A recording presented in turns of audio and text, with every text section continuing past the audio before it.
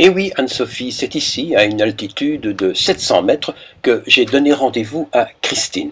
Pas de problème, c'est une baroudeuse. Vu comme ça, on dirait que je me trouve au bord d'un lac. Détrompez-vous, c'est bien un volcan. Le Gour du Tasmat, dont la dernière éruption ou explosion date d'il y a 40 000 ans. Entre-temps, l'eau s'est infiltrée dans le cratère et a formé ce magnifique plan d'eau. Mais il n'y a pas d'erreur. En dessous de cette surface, il y a un cône de 66 mètres de profondeur. Si j'ai invité Christine à cet endroit, c'est parce qu'un de ses futurs thrillers, Nos Nobis Nominae, se déroule ici même. Oui, dans cet environnement sauvage. Et aussi parce qu'un autre écrivain, mais bien plus célèbre qu'elle, Guy de Maupassant, s'est promené ici en 1885 et a rédigé de fort jolies choses à propos du site. Vous verrez d'ailleurs que nous avons poursuivi notre reportage dans d'autres coins, tout aussi verts et spectaculaires de la région, le long de la Sioule, la rivière qui traverse cette vallée, le viaduc des Fades, un des plus hauts du monde construit par Gustave Eiffel en 1890, et enfin, chez elle, à Chabde. Mais ça, c'était pour la tasse de café. Allez, on y va. Moteur. Comment fais-tu pour écrire autant de bouquins? Tu en as combien? Une vingtaine, 20, 25? Ouais, j'en ai beaucoup. Je sais pas, en fait, je me lance et puis c'est bon, quoi. Oui, mais tu as d'abord fait de la science-fiction, hein, ça on le sait. Donc tu en as fait quoi? 15 ou 16 là? 14. 14. Ouais. Et maintenant, tu en as combien dans, je dirais, la série Aloïs et compagnie? Oui, alors il y en a 9 pour Aloïs, et il y en a 8 avec les autres héros. Ils sont déjà tous écrits? Oui. Donc en fait, tu en as sorti combien sur ceux que tu as écrits? 3. Alors j'ai remarqué aussi ce matin en me levant, parce que bon, tout le monde le sait, ici on est venu te dire bonjour à Montfermy, non pas à Montfermy, à Chabde. Chabde de Beaufort, ouais. Chabde de Beaufort. Je crois que tu t'es levé à 5 h du matin. Bon, donc à 5 h du matin, qu'est-ce que tu fais? Tu écris déjà. Oui. C'est ta folie ça. Donc en fait la journée tu n'écris pas? Si, mais il faut que je trouve le temps. Donc la journée je m'occupe plutôt de Chloé, des auteurs, et puis le matin, ou alors le soir très tard je me lève et puis j'écris. Et ce que j'ai noté aussi dans une interview que tu as donnée à Radio Coquelicot, c'est la radio du coin en fait. Oui, oui, oui. Que en fait dans chaque bouquin tu consacrais disons 4 mois à la documentation et 2 mois à l'écriture. Mais c'est obligé, on ne peut pas faire autrement. Un bouquin, il doit être très documenté pour pouvoir amener les gens quelque part et puis pour les faire voyager, leur faire découvrir un endroit. Enfin, donc c'est un tout un bouquin, hein. C'est aussi bien l'histoire que l'environnement. Et tu vas vérifier sur place? Absolument. Donc, quand des fois il y a des surprises. C'est-à-dire? Mais pour Nos Nobis Nominae par exemple, donc je m'étais bien documenté tout ça. Et puis quand même j'ai décidé d'aller voir certains endroits. Et puis il y a un endroit où il devait y avoir des ruines de château, il n'y avait plus rien. Il n'y avait plus rien. Donc j'ai dû un petit peu modifier. Un petit peu modifier. Ouais, c'était pas si mal que ça en fait. En fin de compte, est-ce que tu es une fille du Midi ou bien une fille de l'Auvergne, une fille du Nord? Tu es du Midi. Du Midi, oui, oui. D'Aubagne. Oui, c'est ça. Voilà. Mais tes histoires se font dans le monde entier. Ouais, oui. Il faut bouger. Moi, comme je voyage beaucoup, je fais bouger mes héros. Quoi. Oui. Et aussi parce que tu étais une baroudeuse. Ouais. Encore un peu moins. Là, depuis un an, non, puisqu'on va déménager, mais oui, on essaie de bouger le plus possible. Mais tu retournes sur Marseille, en fait. Voilà. Moi, il y a une question que je me pose. Comment fais-tu pour accumuler un tel nombre de séances de dédicaces? Tu circules vraiment dans toute la France. En fait, il n'y a pas le choix. Parce que moi, je pars du principe que lorsque un libraire t'invite, tu ne peux pas lui dire non.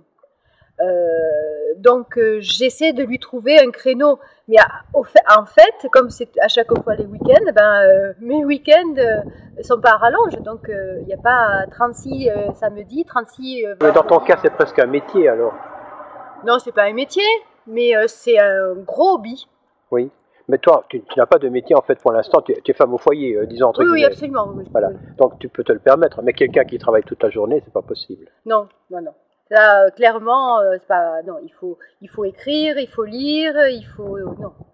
Au cours de nos conversations en famille, parce que Poussin est là, elle est à 200 mètres en train de faire l'idiote avec Juju et ton fils Quentin d'ailleurs, tu m'as dit que tu penses qu'il y avait un certain avenir pour les nouvelles en France. Absolument. Alors, la nouvelle et la poésie. Et je crois... Et la poésie. Et la poésie, oui. Il y a énormément de demandes, puisque les gens, en fait, lisent dans les transports en commun, et ils ont besoin d'histoires courtes, qui peuvent leur permettre de passer ce cap de, je sais pas, une demi-heure ou 3/4 d'heure dans le train. Et j'ai beaucoup de demandes, les gens me disent, mais est-ce que vous faites de la nouvelle policière? Non, je ne fais pas de nouvelle, et c'est bien dommage. Enfin, moi, je ne pense pas être capable de ça.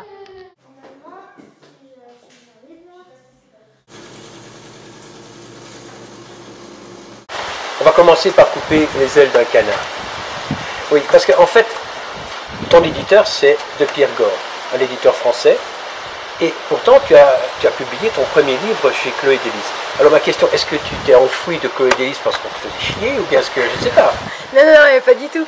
En fait, j'ai proposé Nid de Vipère chez Chloé. Et puis, ne voyant rien venir, 6 mois après, je me suis dit, ils ne m'ont pas accepté. J'avais l'habitude. Hein. Alors du coup, j'ai envoyé des gars collectoraux chez De Pierre Gord. Et les deux m'ont accepté en même temps. Chloé Délice en premier, heureusement, puisque maintenant je suis en exclusivité chez De Pierre Gord. Et ensuite De Pierre Gord 15 jours après. C'est ça, donc à 15 jours près, je ne pouvais pas publier chez Chloé. Tu as reçu 2 réponses. Voilà. Et ton premier bouquin est sorti chez Chloé Délice. Oui, exactement. Et une semaine après, j'ai le deuxième qui est sorti chez De Pierre Gord. Alors, pourquoi, bon sang, pourquoi t'amuses-tu à être une administratrice de Chloé Délice et y faire tout le boulot que tu fais? Ça n'a pas de sens. Un, je l'ai choisi. 2, c'est très intéressant pour moi et aussi pour les autres. Bon, clairement, je pense que si je demandais à De Pierre Gord de me publier Nid de Vipère, il accepterait. Je pense aussi que Laurent accepterait de me J'en suis persuadée. Parce que de ce côté-là, plusieurs fois, il m'a dit « Mais pourquoi est-ce que tu restes chez Chloé ?» Mais j'aime bien ce que je fais et puis c'est bien d'avoir quand même 2 éditeurs et de temps en temps de mettre la pression sur mon second éditeur. Voilà. Mais dans les activités que tu mènes, alors je dirais bénévolement, la liste elle est longue. Hein. Bon, tu es rédactrice en chef des Petits Papiers. Bon, je ne veux pas dire que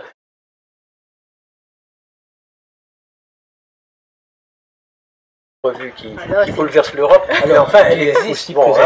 Elle sort comme trimestrielle. Normalement, oui. Normalement, Sophie Malice a pris ta place. Ah bon? Ah d'accord. Bon. Elle a intrigué, elle a fait des tas de trucs. Ah, je m'en doutais.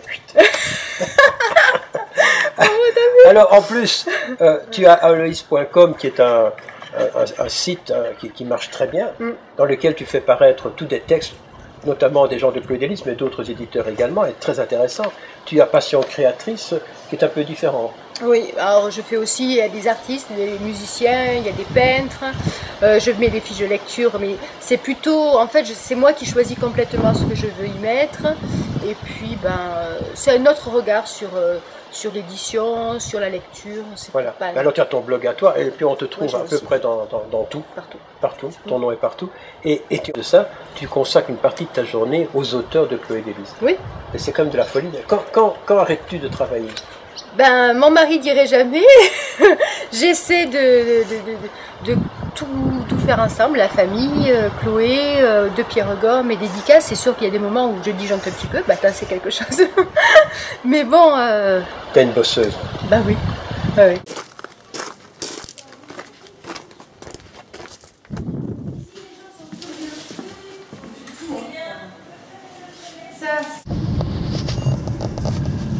Bonjour mademoiselle. Très rapidement, une petite séquence pour dire que derrière la caméra, c'est qui? Poussin. Coucou. Coucou. Elle est venue avec, évidemment. Forcément. Bon, ça, terminé, Poussin, c'est fait. T'as vu, il a mis le croix. Poussin, c'est fait. Je voudrais qu'on parle de ton style. Parce que moi, je trouve que tu as un style, tu n'aimeras peut-être pas l'expression, mais américain. Dans la mesure où beaucoup de thrillers américains sont écrits comme on fait du cinéma, avec toutes des séquences qui se suivent. Bon, déjà tes bouquins se lisent à du 200 à l'heure parce que ça rebondit tout le temps, mais tu emploies un tas de trucs qui sont les trucs américains. Peut-être que tu ne sais même pas que tu emploies des trucs, c'est peut-être inné chez toi.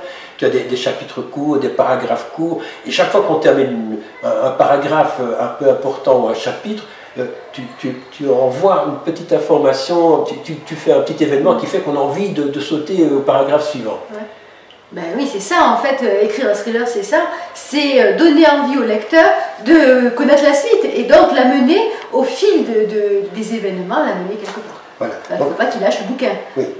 S'il lâche ton bouquin, il n'ira pas voir les suivants ou le précédent. Voilà. Mais non, en plus de ça, c'est beaucoup plus vicieux que ça, parce que à la fin de chacun de tes bouquins, il y a un petit truc qui renvoie à un bouquin à venir. C'est vrai, en fait, l'enquête est terminée, et puis en général, il se passe quelque chose et mes héros vont rebondir sur une nouvelle enquête. Je vais te dire, moi je suis amoureux d'un de tes personnages, amoureux virtuel. Je le dis pour la personne qui se trouve derrière la caméra, mais Aloïs, là franchement, ça me branche. Cette fille, elle est extrêmement forte et très fragile en même temps. Elle vit un drame tout le temps, et surtout, elle est amoureuse d'un mec. Mais alors celui-là, si je pouvais le rencontrer un jour et lui envoyer le coup de boule, le carabiner, je l'allonge avec un plaisir évident. Elle n'était pas le seul. Hein. Oui. Mais tes personnages sont nés comment? C'est toi, Aloïs, c'est toi ou pas? Non, non, pas du tout. Non, non. Bah, il peut arriver tellement de choses à cette brave dame que non, j'aimerais pas être elle. Pour le côté aventure, oui. Mais pas pour le reste. Côté sentimental, c'est trop compliqué. Quand tu commences le bouquin, tu connais la fin? Non, jamais. Pourtant, tu te documentes. Ah oui, donc il y a un gros travail de documentation, mais après je me lance et puis j'écris vraiment au fil de la plume. C'est-à-dire je ne connais pas le coupable à la fin. Bon, ben, on a fait le tour. Hein. Ouais. On a vraiment parlé de tout. La seule chose que je te demande, tu es d'accord de revenir le mois prochain? Ah oui. Parce qu'Anne-Sophie, maintenant... Ah bah écoute, si je me propose gentiment, je vais bien. Allez, on dit au revoir. Allez, au revoir.